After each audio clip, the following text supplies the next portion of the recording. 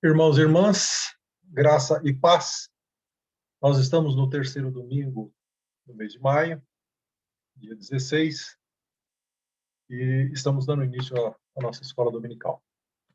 Curvem a cabeça de vocês, vamos orar.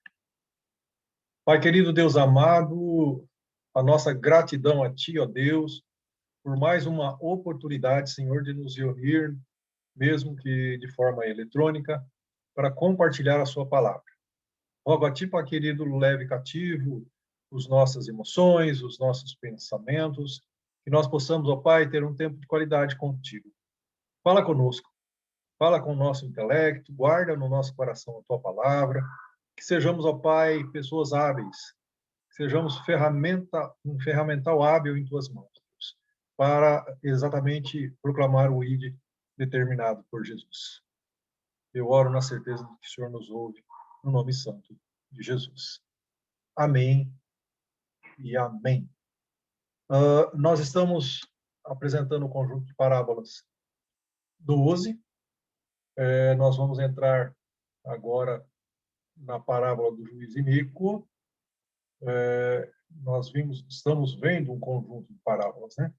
Sermãos e parábolas. Esse está exatamente aqui no conjunto 12. Nós vimos aqui no domingo passado, né? No domingo retrasado, o inevitável perdão, feito aí pelo nosso irmão Carlos Wesley.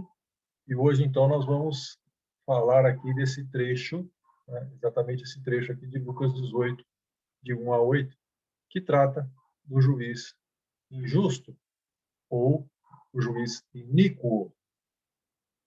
Muito bom. Vamos lá, então. Vamos ao texto.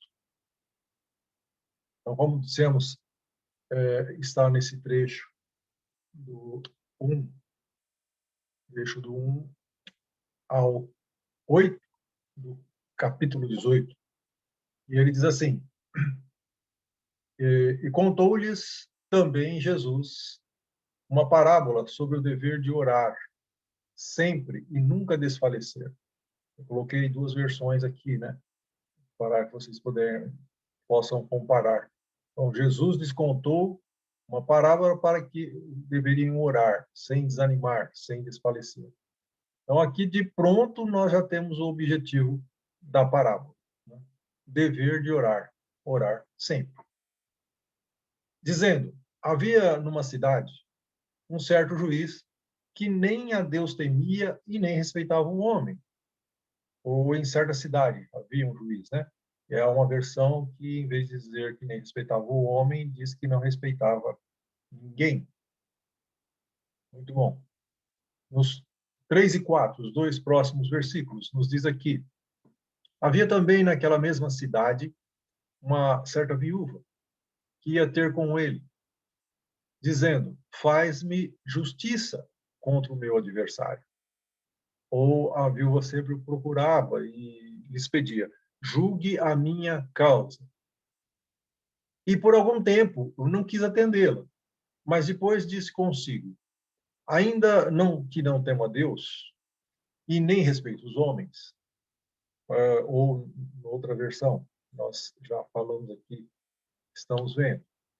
Então, é bem verdade que eu não temo a Deus e nem respeito a ninguém. No 5 e 6. Todavia, a outra versão, de dizer todavia, diz porém, como essa viúva me molesta, hei de fazer-lhe justiça, para que enfim não volte e me importune muito. E disse o Senhor: ouve o que diz o injusto juiz. Porém, essa viúva fica me incomodando. Em razão disso, vou julgar a sua causa, para que não aconteça que, ao fim, venha molestar-me. Ouçam bem o que diz esse juiz iníquo. O Senhor afirmando: ouçam bem. Os dois últimos versículos da nossa passagem, dessa nossa breve perícope. E Deus não fará justiça aos seus escolhidos. que clamam a ele de dia e de noite, ainda que tardio para com eles? Ou será que Deus não fará justiça, ainda que pareça demorado em defendê-los? O versículo 8 e o derradeiro nosso. Digo-vos que depressa lhes fará justiça. Quando, porém, vier o Filho do Homem, porventura achará fé na terra? Esses foram os versículos. Vamos agora, então, falar um pouquinho sobre eles, debruçar-nos nessa parábola, tentar entendê-la. Nós temos aqui uma máxima, um argumento, uma estratégia de ensino que Jesus usava, que podemos nominar de do menor para o maior. Então, dentro da nossa análise aqui, vamos, para que haja um entendimento, vamos nominar dessa forma. Aqui nós vemos inserido no cenário uma viúva persistente, que não desiste facilmente, né? Vai atrás daquilo que é interesse até que o consiga. E também consiste em um argumento, como nós dissemos, para entendimento nosso, do menor para o maior. Muito bom. O que é isso aí? Se há, vamos lá para uma premissa, né? Vamos para a premissa menor aqui. Se A, o menor, é verdadeiro, premissa maior. B, o maior ainda é mais verdadeiro. A comparação aqui é entre a ação relutante de um juiz injusto, que nós temos aqui como sendo o menor, ele é um homem, é falível, é mortal, é um pecador, portanto, estamos nominando como sendo o menor, e a ação ainda mais justa de um Deus justo, de um ser divino, imortal, eterno, perfeito. Então, a comparação do menor para o maior. Dentro do contexto desse texto, ensinar a orar e persistir na oração, há uma parábola também descrita pelo próprio Lucas, né? Um pouco antes, um pouco atrás dessa que nós estamos vendo, né? Lá em Lucas 11, de 5 a 13, depois vocês consultem lá, ele fala a respeito do amigo que incomoda. Ali fica claro também esse argumento, essa estratégia que nós estamos usando aqui para analisar esse trecho. O argumento do menor para o maior. Dada a verdade descrita no versículo 12, ou seja, lá no 12 ele diz assim: ou daria um escorpião ao filho que lhe pedisse um ovo. Ou seja, o que ele está dizendo aqui? O menor não vai sacrificar aquele que busca, aquele que pede. A ação conclusiva, no versículo 13, é ainda mais verdadeira. Se a do 12 é verdadeira, então é o argumento menor, ou seja, aquele, mesmo sendo mal, não dá algo diferente do que o filho pede. A ação conclusiva do 13, próximo, é ainda mais verdadeira. Vocês que são maus sabem dar coisas boas aos seus filhos, quanto mais o Pai Celeste. Ou seja, o ser divino está acima do ser mortal, por isso ele é maior. Se o ser mortal é incapaz de fazer o mal para um filho que lhe pede algo de comer, quanto mais o ser divino. Muito bom. Nós temos algumas passagens bíblicas que podem nos dar respaldo para essa nossa tese de comparação do argumento do menor para o maior. Eu peguei aqui uma que fala dos pardais e cabelos, uma passagem muito conhecida de todos nós. As observações escritas por Lucas, então, aqui, ó, nesse trecho, depois vocês consultem, né? Capítulo 12, os versículos 6 e 7, ele está falando exatamente aqui dos pardais e cabelos, né? Ele diz assim, que sobre pardais e cabelo da nossa cabeça mostram o cuidado providencial de Deus sobre os menores detalhes da vida. Então, Deus se preocupa com um fio de cabelo da nossa cabeça. Ou seja, é um detalhe muito ínfimo, muito pequeno.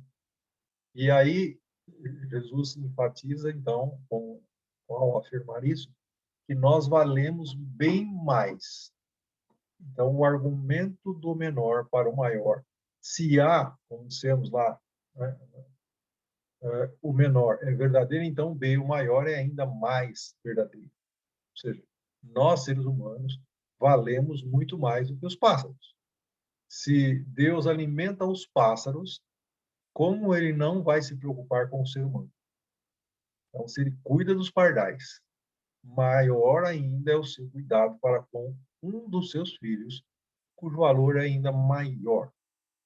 Prosseguindo aqui na nossa análise, ainda no Evangelho de Lucas, nós temos um episódio aqui que demonstra, Jesus demonstra o cuidado que ele tem para com Pedro e com os seus discípulos.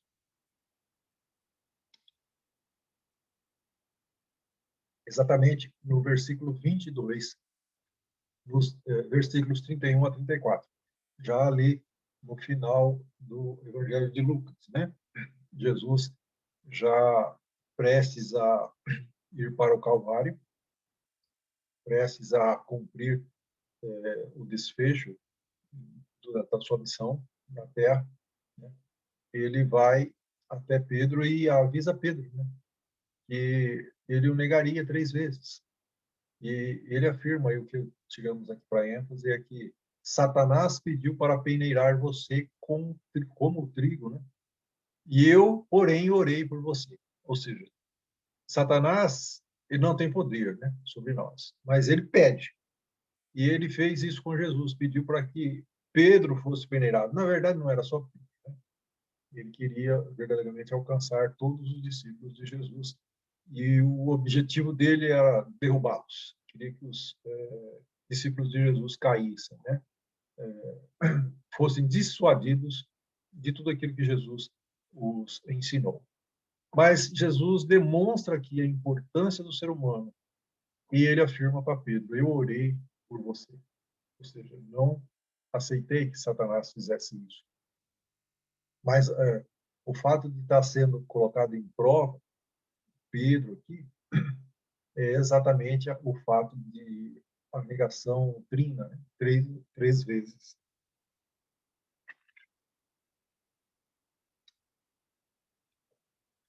Então, como afirmamos, não apenas Pedro, mas todos os discípulos estavam no alvo de Satanás, para serem sacudidos violentamente, como se faz com o trigo, para que os discípulos de Jesus viessem a cair. Então, o objetivo de Satanás era derrubá-los. Novamente aqui, na sequência, para deixar enfático que Satanás não tem poder, mas ele fica tentando a todo custo, né, desfazer as estratégias e o plano de Deus. Nós vamos ver uma passagem aí que isso fica muito clara, né? No livro de Jó, Satanás, ele pede permissão para atacar Jó no seu corpo. E para provar a sua tese, ele diz a Deus que esse fato de atacar Jó revelaria a falta de sinceridade na devoção que Jó tinha para com Deus. E Deus pergunta para Satanás, né, viste o meu servo Jó, né, como me é fiel? Aí ele diz, é óbvio, com todas essas riquezas que o Senhor dá a ele, mas retira isso dele e o Senhor vai ver, né? Ou vamos mais longe, né? Deixe-me atacar o corpo dele, deixe com que ele fique enfermo e ele irá negá-lo. Então Satanás estava tentando provar uma tese a Deus. Muito bem, novamente aqui nós vamos ver o argumento, a estratégia do menor para o maior. Então, nós vamos chegar a uma premissa menor, maior e uma conclusão. Ainda no Evangelho de Lucas, voltando lá para Lucas, no capítulo 13, tem 2 versículos lá, o 15 e o 16, ele fala a respeito da cura de uma mulher no sábado.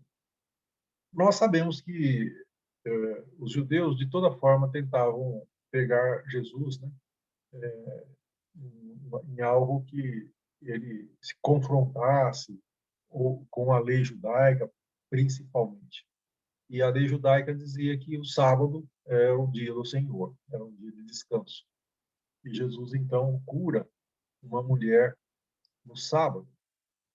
E eles o questionam. E Jesus usa algo que era usado largamente e aceito por eles, né? Que era o cuidar de animais. Não vou deixar o meu animal passar sede, ou não vou deixar o meu animal que está desgarrado, sumido, ou não vou deixar o meu animal que está ferido, que morra porque é sábado. E ele ressalta, então, dentro dessa estratégia do menor para o maior, se eu cuido de um animal que é algo inferior ao ser humano, maior e ainda seria o interesse e a preocupação de um cuidado para com uma filha de Abraão, ou seja, para com um ser humano. Se eu cuido de um animal, premissa menor, como eu não cuidaria de um ser humano, premissa maior? É a filha de Abraão que se encontra enferma e adoentada. Muito bom. Vamos lá, então, para o objeto da parábola. Eu separei aqui alguns tópicos para que ficasse, nós pudéssemos entender esse curto trecho aqui de 8 versículos. O objeto da parábola fala, nós vimos lá, logo no capítulo 18, versículo 1, né, de pronto, Jesus ensinou-lhes uma parábola sobre o dever de orar sempre. Então, a oração ininterrupta. Nós sabemos que, por menor que seja a nossa petição, ela deve ser colocada diante de Deus. Nada pode ficar à revelia de Deus. Não nos cabe julgar se a coisa é grande, se é pequena. Ah, isso eu devo colocar diante de Deus, isso não, porque eu vou fazer com a força do meu próprio braço, porque não vou incomodar Deus com isso. Não. Tudo, por mais insignificante que possa parecer, deve ser colocado diante de Deus em oração. Sem desanimarmos, mesmo que a resposta pareça tardia. Às vezes, para nós, aquilo que peticionamos, né, parece difícil e demorado para vir.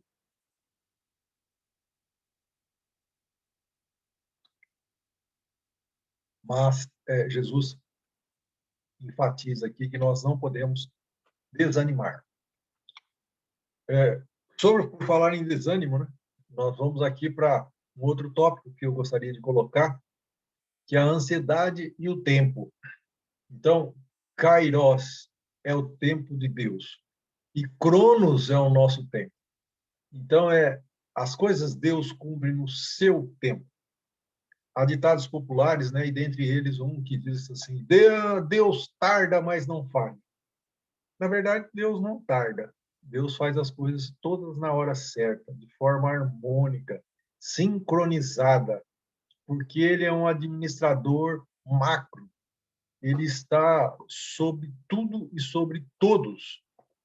Ele administra de forma harmônica, de tal sorte que as coisas continuem em equilíbrio conforme a harmonia que ele criou. Então, o tempo é dele, o tempo não é nosso. Nós não temos condições de entrar nesse detalhe porque nós somos finitos. Né?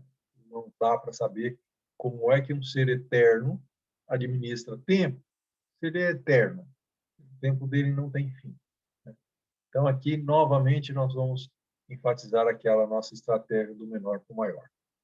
Se um juiz iníquo, que é o menor, né, um juiz injusto, atende a petição de uma viúva, por fim, depois dela muito buscar, Deus, que é, né, a nossa premissa maior,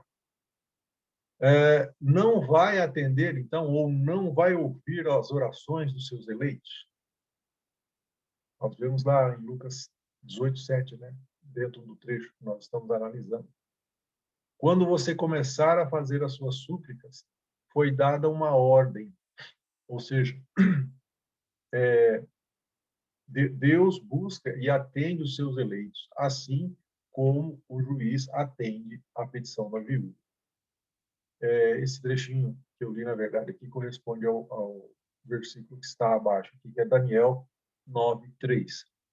Todos nós já ouvimos falar de Daniel, e algo muito famoso entre nós é o jejum, né? Ah, vamos lá para o jejum de Daniel. E quando se fala em jejum de Daniel,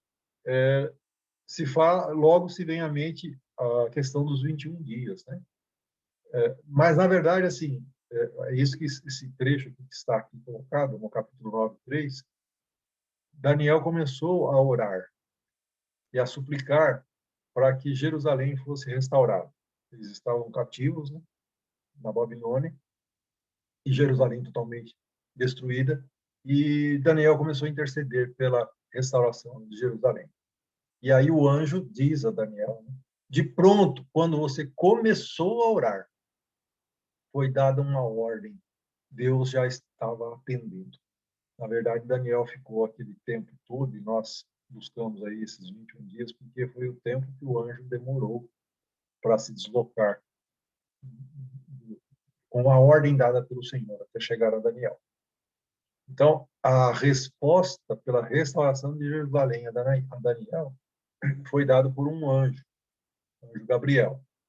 E a chegada desse anjo foi uma prova muito clara, né, de que a oração de Daniel foi ouvida e que o seu pedido de misericórdia foi honrado. Então, nós não devemos andar ansiosos pelo que havemos de comer ou pelo que havemos de vestir. A nossa preocupação deve ser com o dia. Basta cada dia o seu mal. Então, Jesus nos orienta a não andarmos ansiosos e a confiarmos na provisão divina. E aí entra novamente a máxima da menor para o maior. A vida é mais do que o alimento e o corpo mais do que as roupas. Então, nós humanos valemos muito mais do que as aves. Nós falamos naquele trecho dos pardais, né? E dos cabelos da cabeça. Lembramos de que como Deus cuidou do seu povo por 40 anos no deserto. Coloquei isso aqui para que nós possamos refletir também a respeito disso, né? Deus cuidou do seu povo ali, né? Num lugar inóspito, num cenário nocivo à vida, o povo peregrinou por ali durante 40 anos, né? E nada lhes faltou. Então, o tempo é o tempo de Deus, não nosso. Então, o tempo é kairos e não cronos. Então, por isso, não devemos estar ansiosos ou questionar, dizendo que Deus demora. Deus não demora. Deus está no seu tempo. Muito bom. Vamos passar aqui para um outro item que eu nominei aqui como sendo prato pronto.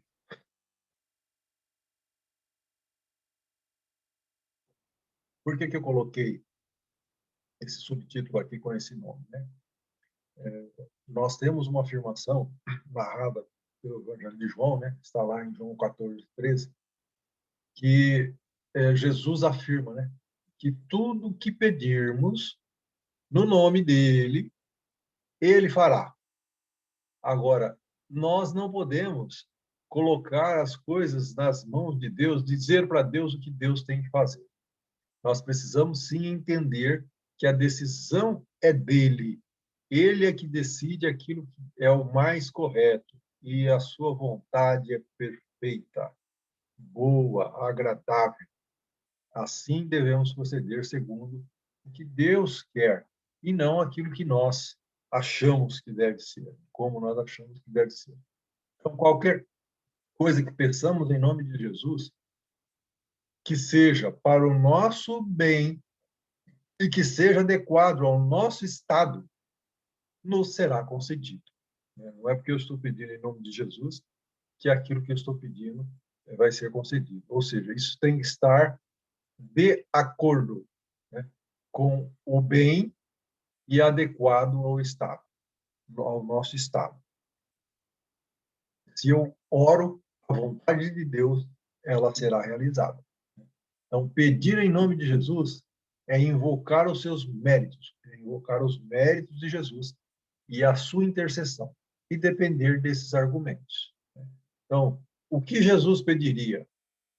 pelo que Jesus intercederia. Então, quando eu digo tudo, eu preciso parar e avaliar, né? Quando a palavra de Deus em Salmos diz que nada me faltará, né? Esse nada me faltará não é bem que eu não vá passar privações das coisas, né? Eu sei que Ele é o meu Deus e Ele não me faltará. Mesmo nas provações, Ele vai estar junto comigo, assim como estava nos 40 anos em que o povo peregrinou pelo deserto. Deus sempre estava ali. Isso não significa que eles não tenham passado, não tenham tido problemas ali, que não tenham passado necessidade, não passaram. O alimento eles tinham diariamente, mas que não tenham passado algumas coisas que os chateou, ou enfim, que não estava tudo de forma harmônica, como Deus gostaria que fosse. Então, nós, como disse, né, eu não devo colocar nas mãos de Deus uma petição pronta, né, daquilo que eu quero receber. Não devo induzir o resultado, porque às vezes aquilo que nos parece correto não é o melhor. E a vontade de Deus, conforme eu já havia dito, ela é perfeita, boa e agradável. Nós encontramos na carta aos Romanos, capítulo 12, 2, algo similar que Paulo está falando ali, que ele conclui dizendo da vontade de Deus.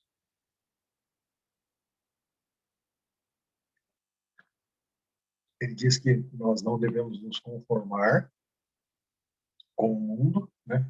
Não tomar o formato do mundo, mas sermos transformados. E dentro dessa transformação, nós vamos identificar qual é a perfeita vontade de Deus, boa e agradável. Muito bom. Assim sendo, meus irmãos e irmãs, nesse trecho muito curto, nós vamos chegando aqui ao final da nossa reflexão a respeito da parábola do juiz iníquo, ou o juiz injusto, né? Vamos à aplicação, então, dessa parábola. Nós vimos lá a questão do menor para o maior. Então, o fato é que se o homem que é injusto, aqui representado pela figura do juiz, atende aquilo que é colocado diante dele para que ele faça, quanto mais Deus, que é justo, perfeito, eterno, não nos atenderia, não atenderia os seus filhos. Então, logo de pronto, nós fomos ensinados por Jesus que devemos orar sem cessar. Então, quando nós iniciamos lá a exposição, lá no capítulo 18, versículo 1, nós já falávamos que Jesus propôs-lhes uma parábola sobre o dever de orar sem cessar, insistentemente, sem parar. Nós somos ensinados a pedirmos em nome de Jesus. Vemos isso ali também, relatado por João, no Evangelho de João, no capítulo 14, versículo 13. Porque tudo que pedirmos, todo o poder foi dado a Jesus nos céus e na terra. Então, o que pedíssemos em seu nome seríamos atendidos. Dentro, obviamente, do padrão de Deus, conforme acabamos de ver. Lucas 18:1, ele diz assim, contou-lhes uma parábola. Essa parábola do juiz iníquo, do juiz injusto, e a parábola que vem na sequência, do fariseu e publicano, então, a nossa vai do capítulo 18, do versículo 1 ao 8. Na sequência, nós vamos ter uma parábola do versículo 9 ao 14, que fala a respeito do fariseu e o publicano. Essas duas parábolas, elas nos advertem sobre dois eixos, ou dois extremos fatais, né, no tocante à oração. A questão da fraqueza e cansaço e a questão da autoconfiança. Então, são extremos opostos, né? Eu não vou orar, ou vou parar de orar, de pedir, porque eu estou cansado. Já pedi muito. Ou a questão da fraqueza. eu vou parar porque eu não aguento mais, né? Estou cansado, estou com sono, ou já pedi inúmeras vezes e não fui atendido, sou fraco. Então, Jesus alerta aqui, diverte para esses dois extremos. Não fazer por questão de cansaço físico e de fraqueza, ou não fazer por excesso de confiança. Eu estou tudo bem, não há problema nenhum comigo, mas é que eu sou autoconfiante. Então, eu sou filho de Deus, sou filho do rei, e Deus não vai me desamparar, eu não preciso orar. Então, isso vai com um contraponto àquilo que Jesus buscou ensinar com essas duas parábolas, né? Então, eu não posso fraquejar, tenho que orar sem cessar, insistentemente, e não posso deixar de orar por esses dois extremos, fraqueza e cansaço, ou autoconfiança. Outra coisa interessante que precisa ficar aqui gravado em nossas mentes, e eu trouxe aqui para essa aplicação,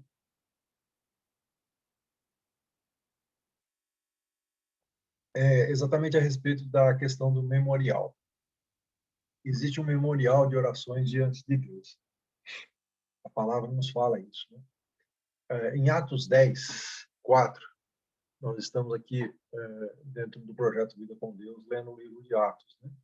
E nós encontramos aqui no livro de Atos 10, 4, um fato ocorrido com um centurião. O centurião era um soldado romano, né? Na verdade, ele era um soldado graduado, né? Ele comandava 100 homens, comandava uma centúria, por isso que o nome centurião. Segundo o relato, nesse trecho bíblico, o centurião era um homem caridoso, né? Orava a Deus e fazia caridades. E como ele orava a Deus, um anjo lhe veio e afirmou a ele que as suas orações haviam sido atendidas, ou seja, as orações dele e as esmolas dele subiu para a memória de Deus. Ou seja, Deus tem um memorial onde ele vai arquivando, vamos usar a nossa linguagem só para um fim didático de entendimento, Deus vai arquivando lá no software próprio dele as orações. Então, existe um memorial. E isso está muito claro quando nós começamos a interpretar alguns trechos bíblicos. Um deles é esse, aqui de Atos 10, 4, em que o anjo relata a Cornélio que as esmolas e a oração dele tinham subido à memória de Deus. Se formos falar um pouco de escatologia, nós vamos lá para o último livro da Bíblia, e ali nós vamos ver algumas coisas também a respeito disso. Em Apocalipse 5:8, nós vamos encontrar lá, depois vocês consultem, né? Taça de ouro cheia de incenso, que são as orações dos santos. Então, nós vamos ver que essas orações elas foram coletadas em um memorial. O incenso, que ele está dizendo aqui, cheia de incenso, simboliza as orações dos justos e mostra que as suas súplicas por socorro são ouvidas e serão respondidas nos juízos providenciais de Deus. Então, Deus vai coletando essas orações, guardando esses arquivos, para um dia respondê-los e responder à altura da plenitude de Deus. Falando em respostas, né? Um pouco mais à frente, nós estávamos em Apocalipse 5, Apocalipse 8, nesse pequeno trecho de 3 a 5, nós vamos ver a questão da resposta dos juízos, né? O anjo com incensário de ouro é a oração de todos os santos. Está dentro do incensário. Deus guarda, armazena e responde às orações segundo os seus propósitos. A luz do objeto central dessa parábola é que toda e qualquer petição deve ser postulada, apresentada a Deus. Falamos isso mais ou menos pelo meio aí da nossa exposição, né? Que nada deve ficar à revelia de Deus. Tudo deve ser colocado diante dele, independentemente daquilo que achamos ou julgamos. Se isso é certo ou não, nós devemos colocar diante de Deus. Tudo deve ser apresentado.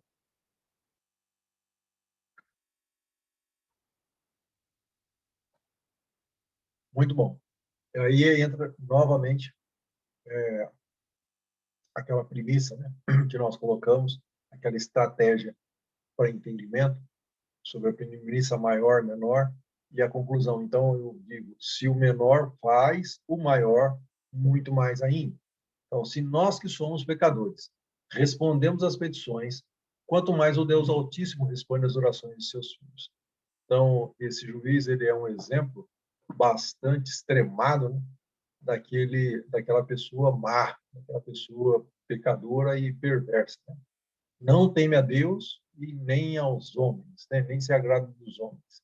Então, ele está pouco se lixando se Deus é ou se não é, se faz ou se não faz. Ele está na dele e faz aquilo que ele bem entende.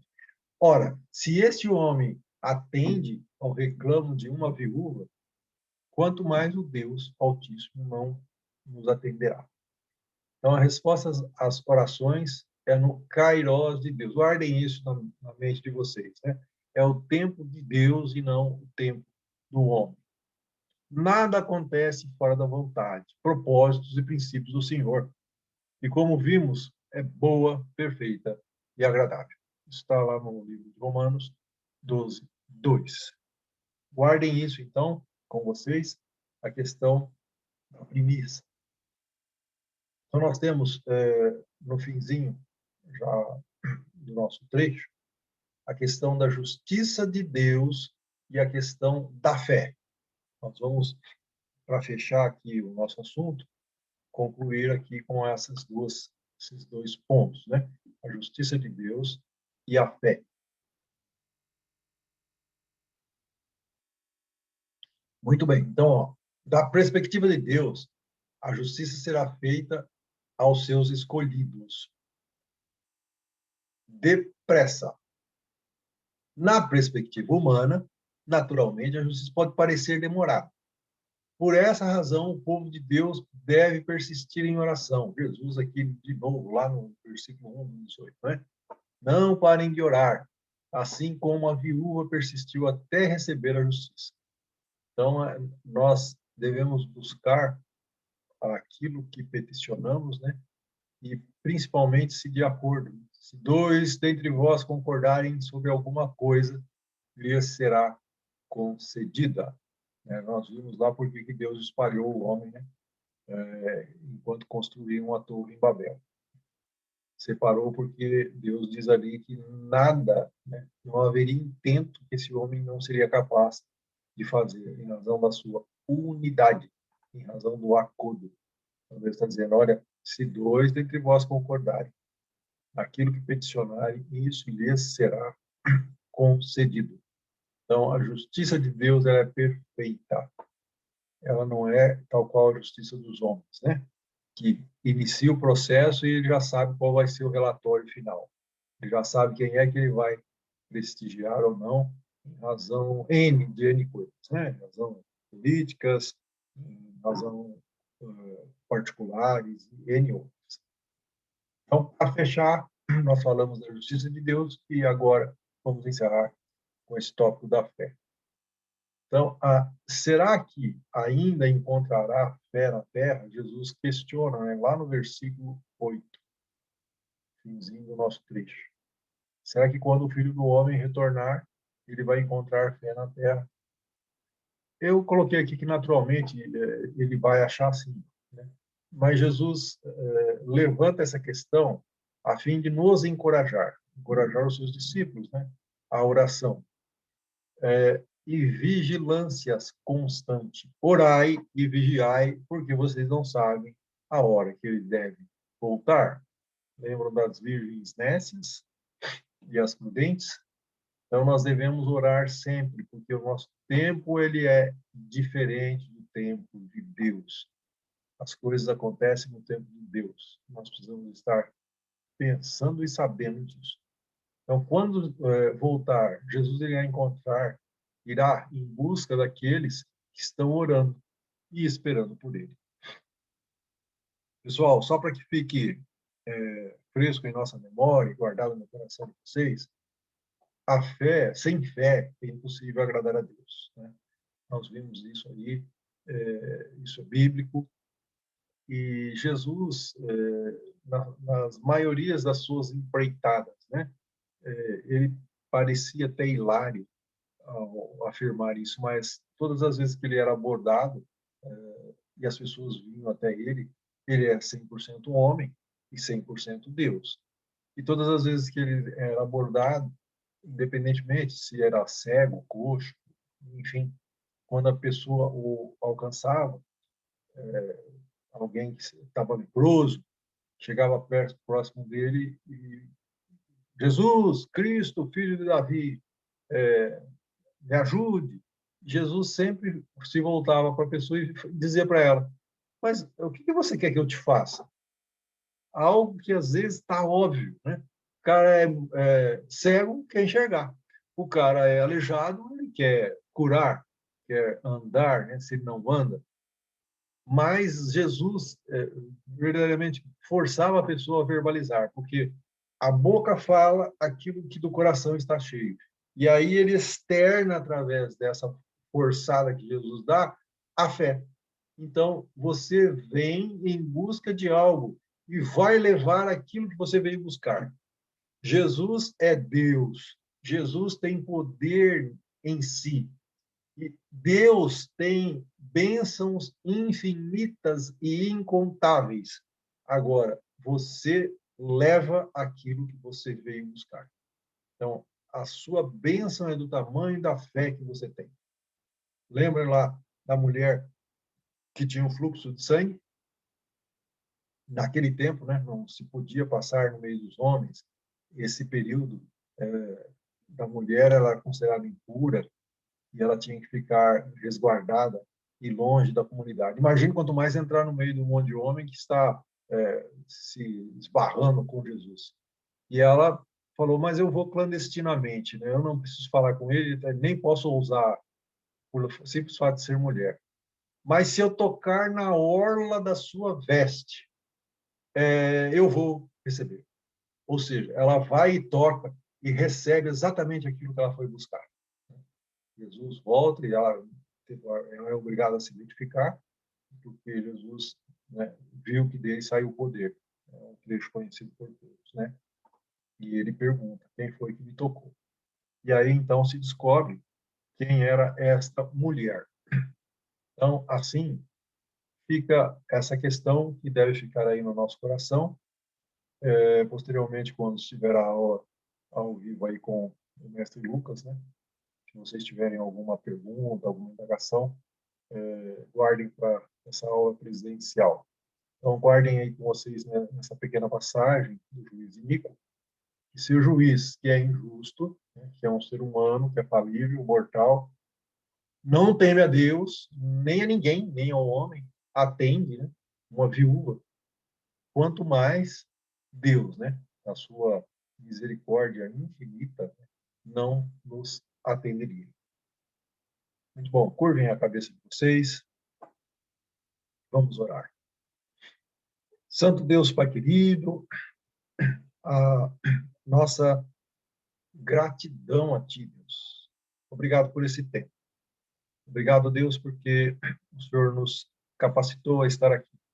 Obrigado porque o Senhor tem nos capacitado, Deus, através da Sua palavra, para que possamos, ó Deus, entendê-la.